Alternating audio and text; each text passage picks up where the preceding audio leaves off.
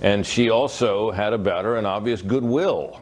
Yes. And I think that shone through in a way that was unmistakable. So that people saw those things in her, and she really never struck a false note. I mean, there was a moment when during the 1988 campaign when Geraldine Ferraro, her husband had debated Geraldine Ferraro in the Reagan re-election campaign against Walter Mondale. And she said that Geraldine Ferraro came across as somebody who could be described as rhyming with rich. And that was immediately taken to mean bitch, but she later clarified that she meant only witch. But if people thought that was improper, they quickly forgave her for that, and she went on to become exceedingly popular and well-liked. I'll say this. You never had the feeling about her that if you had your shirt untucked or you're a little out of order, that she wasn't going to notice. And I remember being at a state dinner. You know, the custom is always, if you're a member of the White House press corps, that there's a certain number of tickets that the press office can give out, and I got to go to one at one time. And my dinner partner was the retired tennis pro then, Chris Evert, who was a friend of the Bush family. And she had on this very short gold evening dress. And the word reached me pretty quickly that Mrs. Bush was not amused by that dress. Me, I thought it was wonderful. Well, if you talk, I mean, her son, the president, would go on at some length about what a ferocious figure she was, and she must have been. You knew her, of course, in Washington, covering the family. You knew the family in Florida and also in Maine. I mean, you spent a lot of time around a bunch of different parts of the Bush family. She was at the center of it, kind of a remarkable family. What was her role in the family? Well, she was the. I mean, obviously, she's the matriarch, right? Because she's the mother, the grandmother, the wife of the president, and she was strong, not mellow in the way that her husband was, and so if those boys and their sister growing up, stepped out of line, it was pretty clear who they were more afraid of. She was starchy, dignified, old line, New England, aristocratic, all those things, and people loved her. And you could say in this political atmosphere where everybody's supposed to be so egalitarian that they loved her in spite of that, but I rather happen to think they loved her because of it. That's exactly right. You wonder if there's space for someone like that in modern American life. Well, I think so. If you behave with grace and dignity and decorum and obvious goodwill, and that people are going to respect that. And she had that, and she also had that countenance, with the white hair, which she had from quite a young age. That's why I guess it was her husband who dubbed her the Silver Fox, and so she was known to many people by that sobriquet. And she kind of lived that part. She was quite a figure, and she's a real loss to the country. And I can only think about how her husband must be feeling tonight, because they were so close, Tucker. I mean, I didn't see a lot of them in recent years, but when I did, when they were together, there was one thing that was always going on. They were holding hands. Yes. She was, she had portable oxygen the last several times I saw her, and she was getting around as best she could. And of course, he's quite ill, and is believed by the family to be in the latter stages of his life. I don't know that it was anticipated by many people outside the family that she would predecease him, as has now happened. But I can only imagine the sense of loss he must feel tonight. And I think to all of us, our hearts go out to him and to the rest of the Bush family tonight. A great lady has died. We're looking at pictures outside the Bush family home in Texas. We just saw a video a minute ago of Barbara Bush with her then famous Springer Spaniel, Millie, a reminder that she was a great lover of Springer Spaniels, one of the best things about her, or anyone, I would say. But she must have also, as you pointed out, she was with her husband all the time. She traveled with him. She was the head not just of a family, but of a very political family.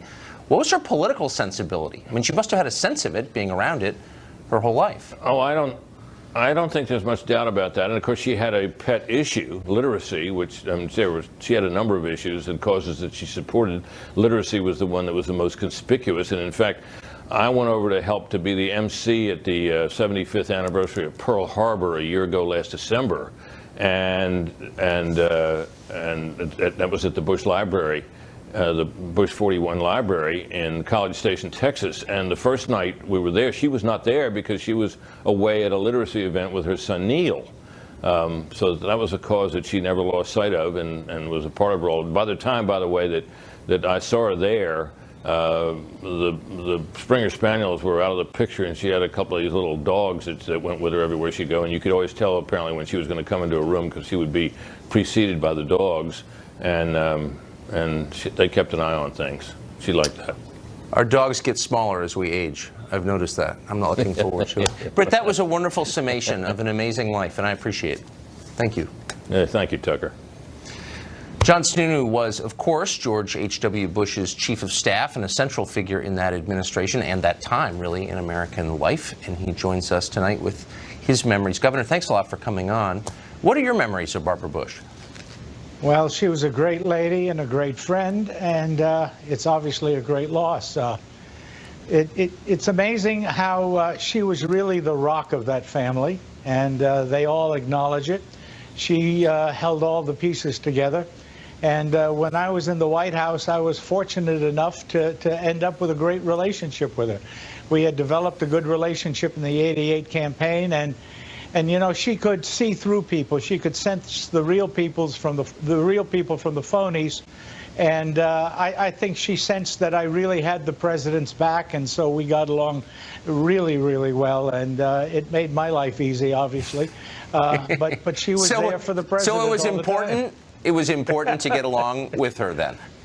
Boy, it certainly was, and the family knew that more than anyone else. Interesting. Her son, the president, the 43rd president, used to talk about her a lot, with a mixture of what sounded like love, awe, and maybe a little bit of fear. Warranted? I think he called her the enforcer. Yeah, exactly. But she really was an exceptional person. She didn't try to be seen all around the White House, but you knew that whenever the president had a tough decision, the person that got his ear last and made the biggest impact was Barbara Bush, and she made a big, big difference that way. So I want to put up on the screen a statement we just received from the president of 43, George W. Bush. It says this: "My dear mother has passed at age 92. Laura, Barbara, Jenna, and I are sad, but our souls are settled because we know hers was. Barbara Bush was a fabulous First Lady and a woman unlike any other who brought levity, love, and literacy to us. She was so much more. Mom kept us on our toes and kept us laughing until the end. I'm a lucky man that Barbara Bush was my mother. Our family will miss her dearly, and we thank you all for your prayers and good wishes." So I asked Britt this question. You were right at the center of it. How did Barbara Bush manage to be as famous as she was? And she really was pretty famous for a First Lady, more than most, I think, and yet pretty widely liked on a bipartisan level. She never was controversial or divisive in the way others have been. How'd she do that? Well, the way you put your finger on it. She tried to make sure she wasn't controversial or divisive. She was clear in her opinions. People knew where she stood. She didn't straddle on anything, and I think people appreciated the fact that what you saw was what she was, and it really was like that from day one all the way through. I was lucky enough to have a quiet dinner with the President and Mrs. Bush last month. Andy Card and I went down and did an event at the Bush Library, and the President and Mrs. Bush asked us up into the apartment they have there. And she looked a little extra frail there, but you know, even in the condition that we now know she was in, it was a fun dinner. We had talked about old times, we reminisced, we laughed a little bit, and we talked about what was going on. She never let her personal situation impact the quality of the interaction she had with people. I mean, she just lived through really the whole span of modern American history, 92 years. She was born before the Great Depression in a world that no longer exists, and then she passes in the middle of a world that is becoming something completely different. I wonder how she responded to that. What does she make of it?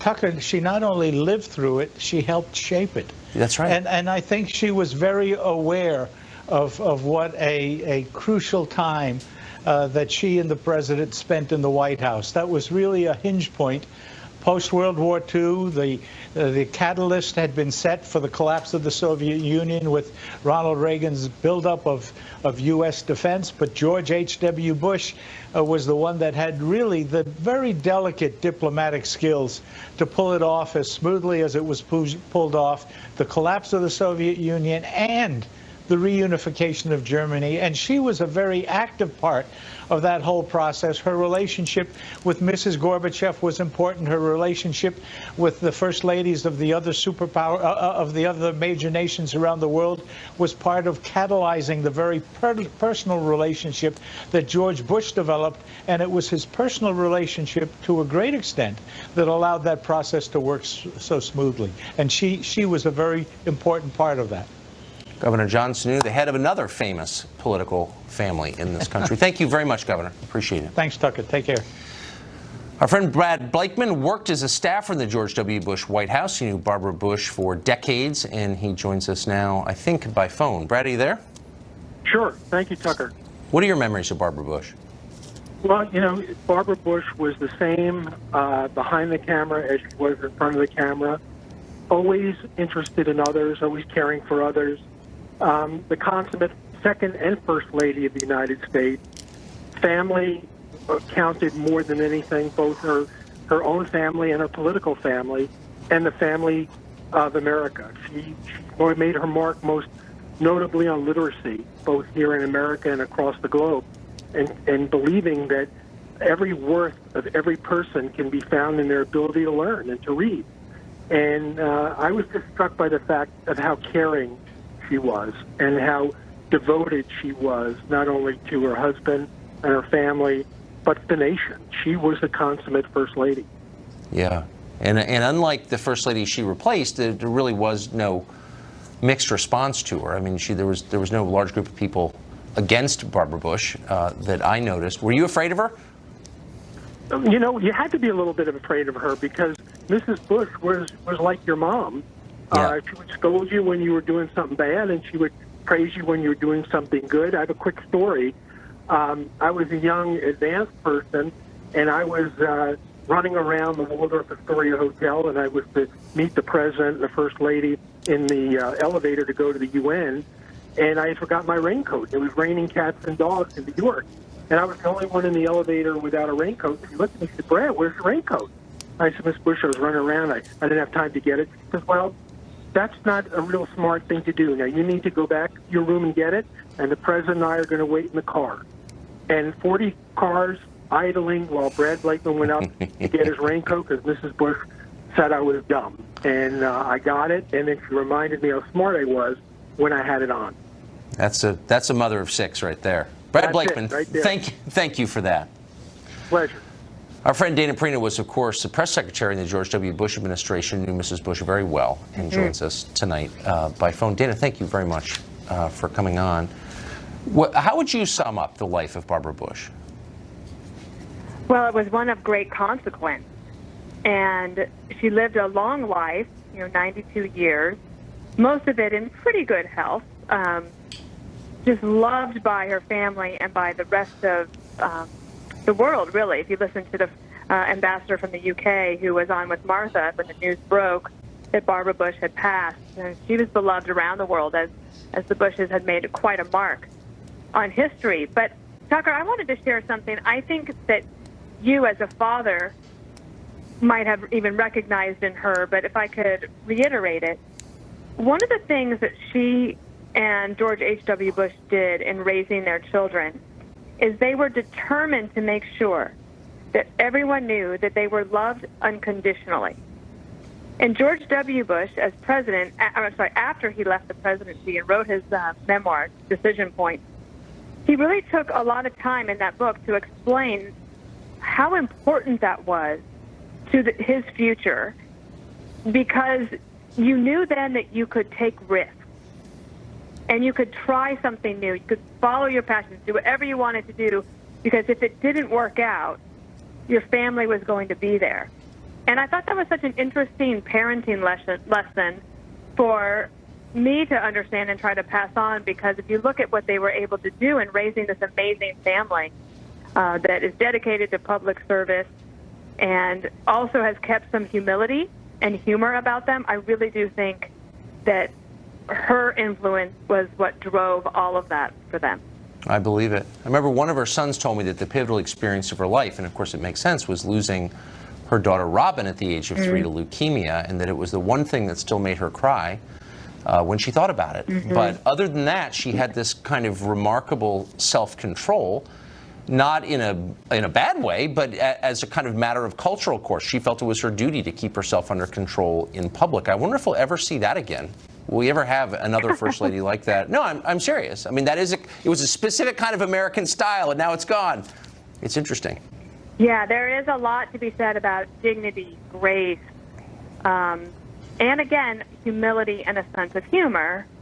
I remember when I spoke on behalf of President Bush, if I ever had something snarky that I wanted to say, something really sarcastic that would have been a great zinger and a really good line to quote, but if I thought that she might be watching, I would swallow my words because it wasn't worth her not being proud of us.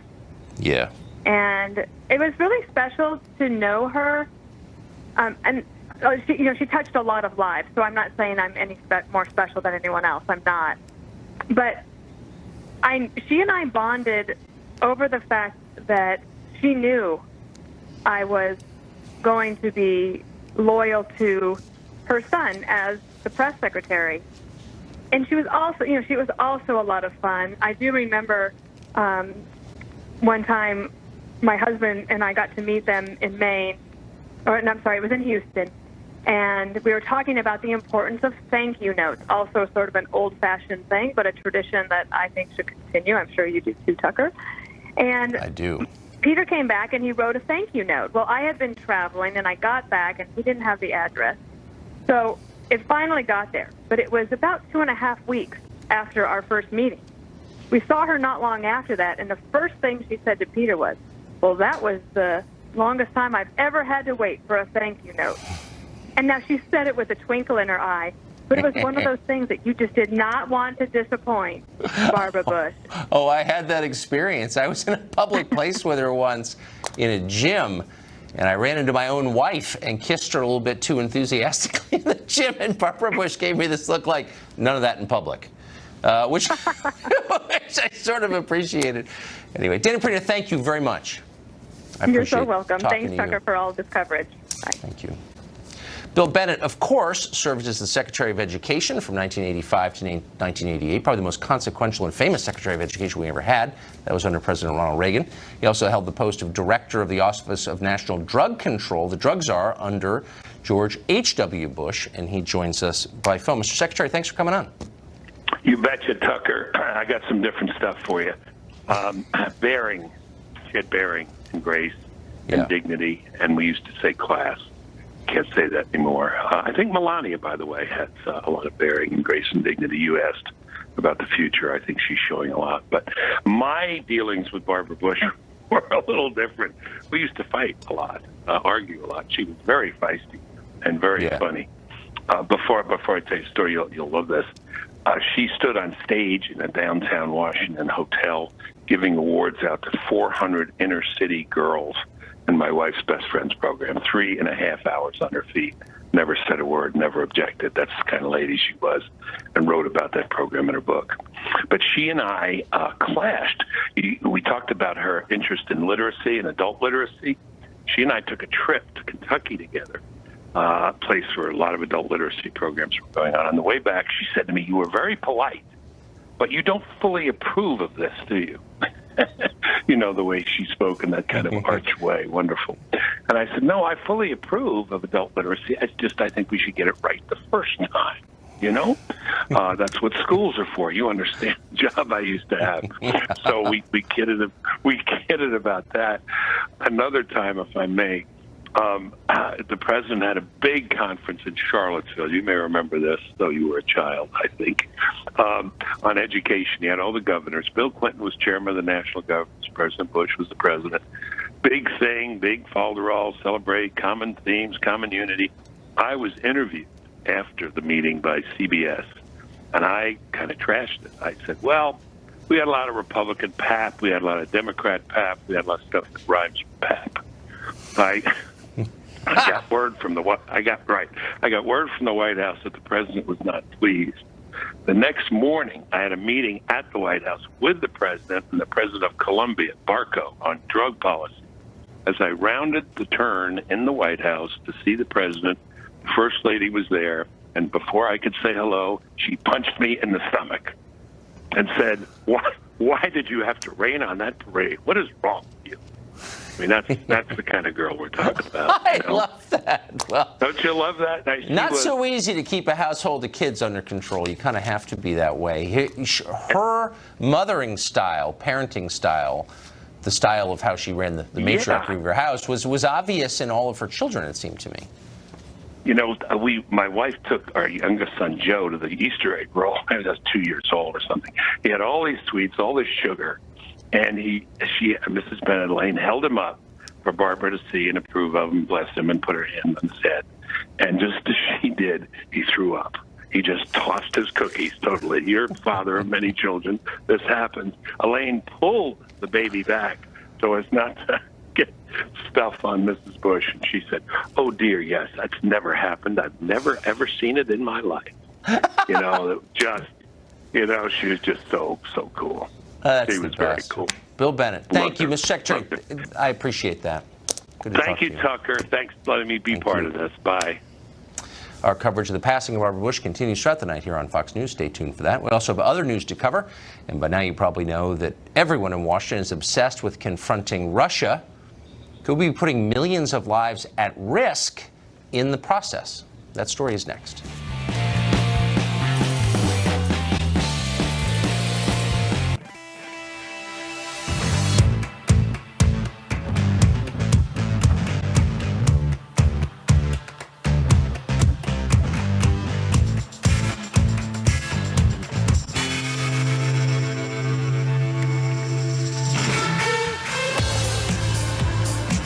Introducing the new Jaguar E-Pace.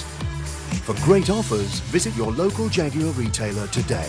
Exercise, a way for a stunned ruling class to feel better about itself in the face of humiliating loss. But from there, the Russia story became a handy way to hamstring a young and honestly disorganized administration.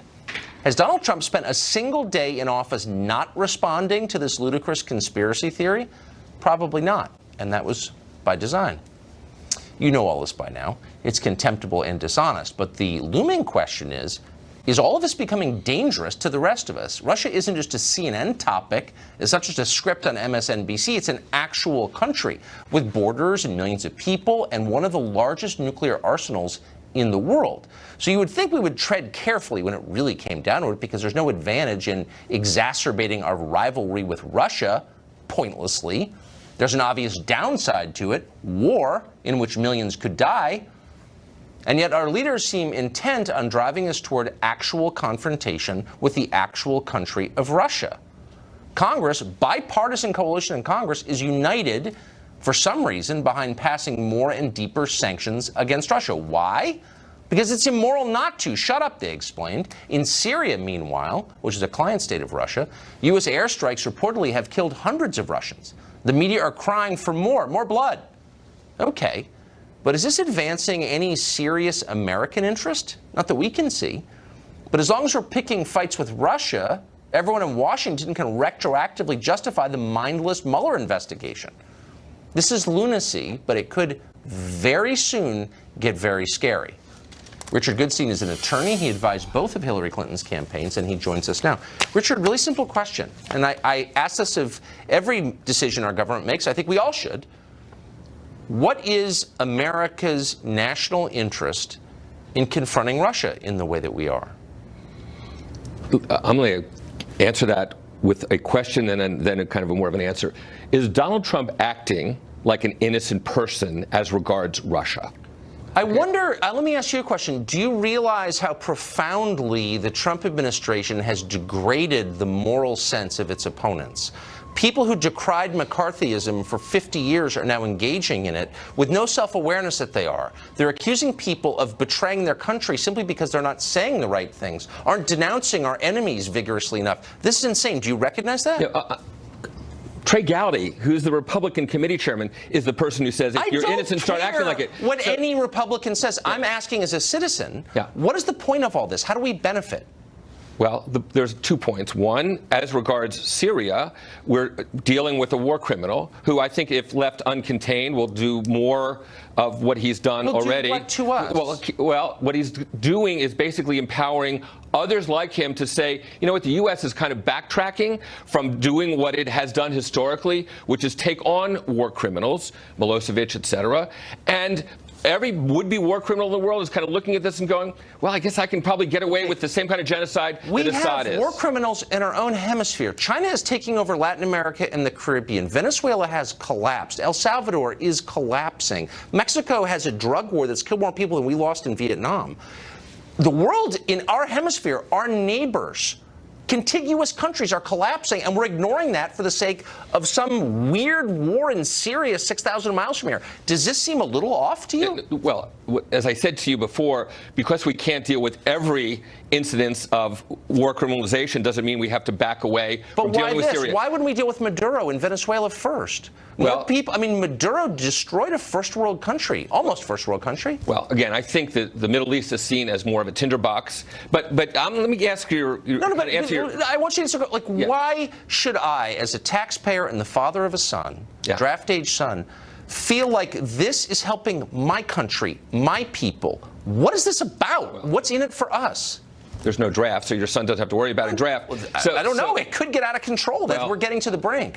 Okay, I would take issue with that. I think that's kind of hyping something. And I think your viewers shouldn't buy into the notion that somehow or other we're just on this precipice of being at a shooting war with Russia directly. And as regards why we should concern ourselves with, where the Mueller connection is, honestly, I think they're totally disconnected. I mean, you talk about the fantasy of collusion, let me say in 10 seconds. Russia offered help. Donald Jr., love it, we'll take it. The Russians gave help, WikiLeaks, and Donald Trump mentioned it 100 times on the campaign trail. So I'm sorry if that seems like a fantasy to you. It's very real. Right, very real, extremely real. And I'm sorry for hyping the threat of Russia. I didn't mean to do that. I was just listening to Eric Swalwell, Democrat of California, a foreign adversary that attacked us. Adam Schiff, also of California, unprecedented attack on us. We are at war. An attack on our country by Russia, says Senator Ben Cardin of Maryland. Yeah. Democrats, for over a year, have told us we're at war with Russia. This is insane. Right. And now we're actually moving toward a shooting war with Russia, and they're still saying this crap. Well, what's not insane is, frankly, the characterization, which I think Dick Cheney, not a left-wing loony, kind of characterized as well, that all these attacks of Russia to undermine our democracy were the equivalent of an act of war, to undermine the integrity of our system. So now you're quoting Dick Cheney. Let me just ask you a question. If you really believe that the president likely colluded, we're at war, then why would you be against a shooting war? You're obviously in favor of this lunacy in Syria where we're taking on a war criminal, as you said. Yeah. But that could easily escalate in ways I don't need to explain because they're so obvious into an actual shooting war with Russians. We've already killed hundreds of them, apparently. Yeah. Pompeo's bragging about it. Why would you be against that? You're for that. I have zero confidence. I don't know what you have. I have zero confidence in Donald Trump's judgment to basically run the country in a shooting war with Russia. You might have some. I don't. I bet even most of your viewers don't. Why are you and other liberals, Bill Kristol, Nikki Haley, all the left in Washington, pushing Trump into war with Russia? So are we talking wag the dog? I mean, look, unless Trump has information from his military that certain action is called for, the notion that somehow he's responding to political impulses from left or right or what have you to move into Syria or to take on the Russians militarily, that's incompetent. That's the dereliction of duty. That's impeachable. You're pushing him. You're doing it on this show. Your allies are doing it on CNN, MSNBC. The whole establishment's doing it on Twitter. Fight in Syria. That's a war against Russia. That is a proxy state of Russia. Why are you guys doing that? Well, again, I don't think they're talking about fighting in Syria any more than we fought in Kosovo and Bosnia. I mean, we did bomb, we did degrade. We have 2,000 troops there. He tried to pull them out, and everyone on the left yelped and But that's different from a full-fledged war taking over the country. I think there's a big difference. We just lost a guy. Hundreds of Russians have died. It sounds like a war to me. And there's a big difference between degrading Assad versus getting into a full-fledged war. I hope you're right, because this is starting to scare me. Thank you, Richard. Okay. Republican congressman is maneuvering for a vote that could result in amnesty for millions of people here illegally. That congressman joins us next.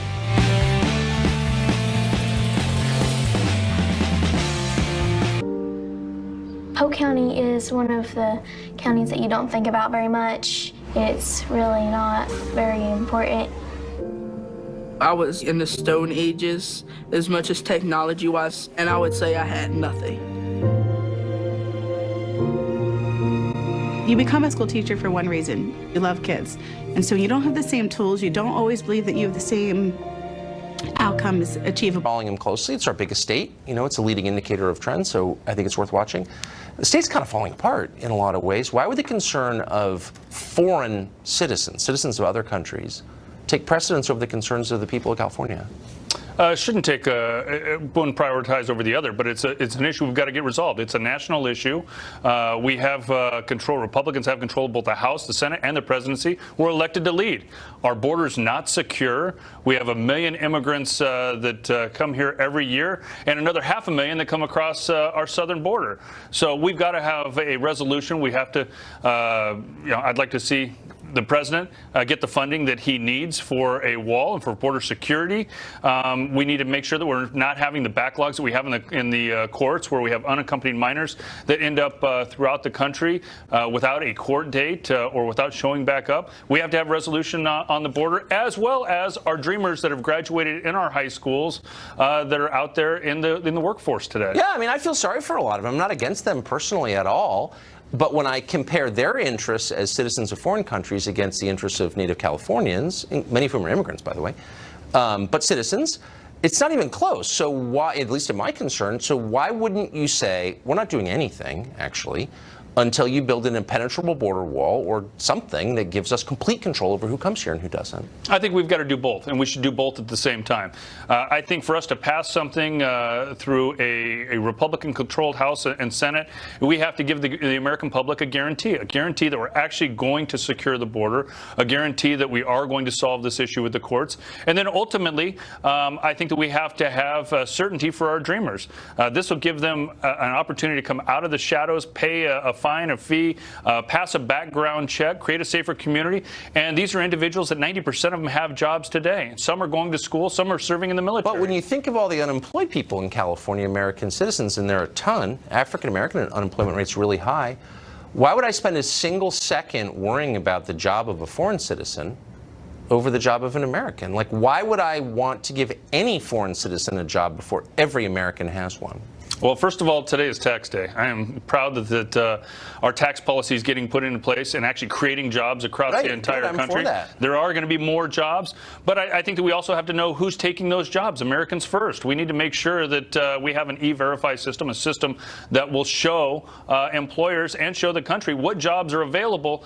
But ultimately, every industrialized nation has a guest worker program that allows immigrants to work in manufacturing or farming. I think that's great. Canada has one. But at least we're in charge of that. But we're, probably 15 million people here illegally.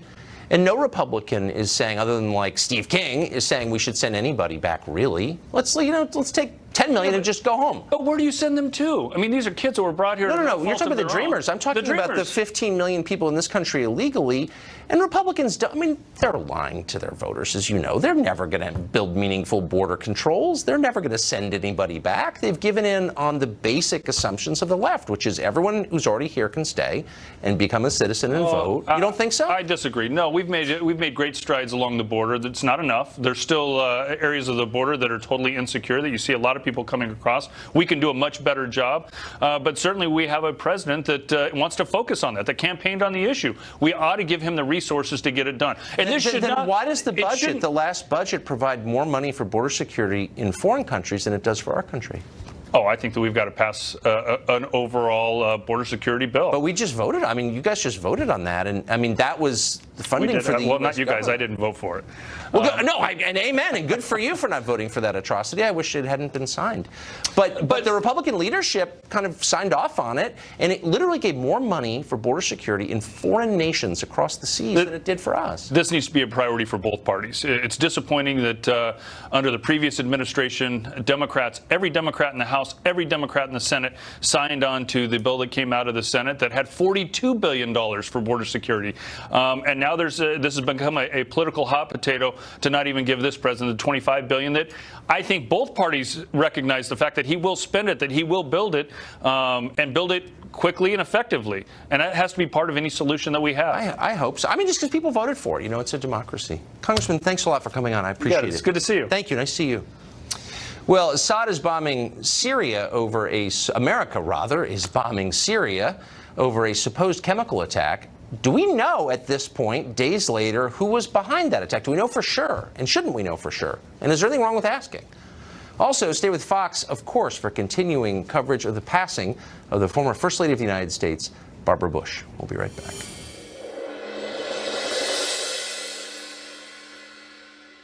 As an engineer, I know how to keep complex systems running like clockwork. Dulcolax, the constipation expert, provides dependable, effective relief without anybody else noticing.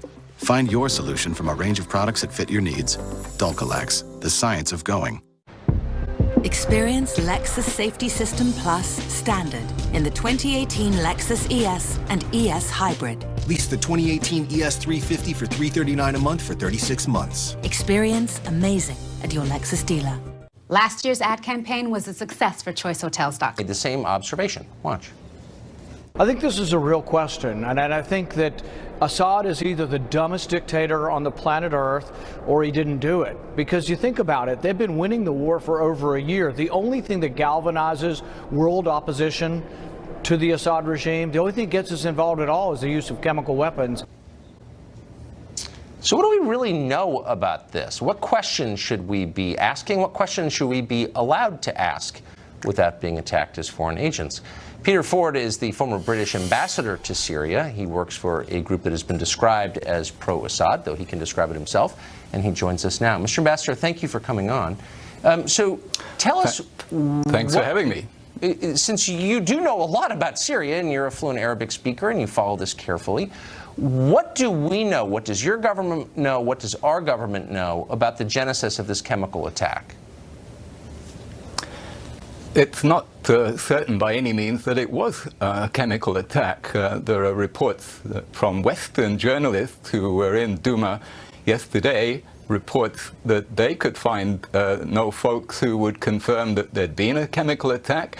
They went actually to the hospital where those videos were filmed. They spoke to doctors, named doctors, so this can be checked, who said that there was no chemical attack. What there was an ordinary bomb attack that had people streaming into the hospital with smoke inhalation problems. And what happened then was that the white helmets, that's the jihadi medical auxiliaries, started shouting gas, caused panic. Then everybody went into gas mode. They started with the hoses and the inhalers. Meanwhile, it was all being carefully videoed and put out by rich Arab country propagandists. And there's a distinct possibility that we have been deluded, that we've been suckered. I think the president's advisors have served him extremely badly.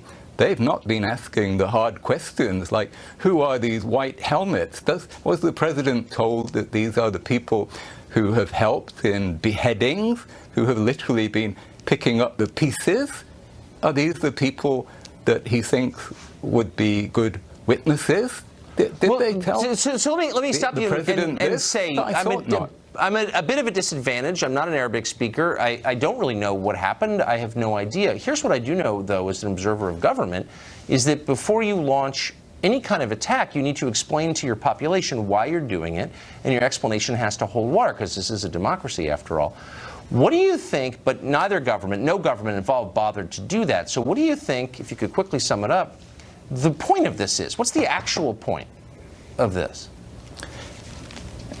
I don't think it has any real point. The action was futile. Even those sites that were bombed had been inspected as recently as last November by these international inspectors who are there now.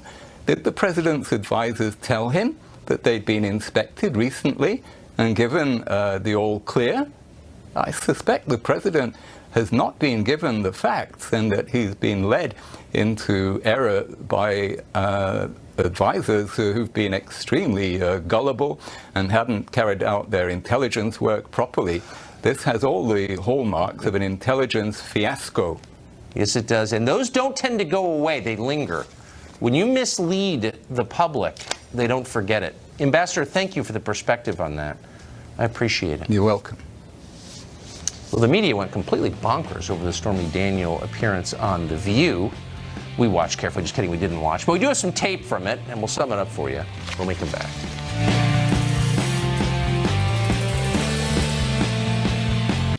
Feel the clarity of non-drowsy Claritin and relief from symptoms caused by over 200 allergens, like those from Buddy.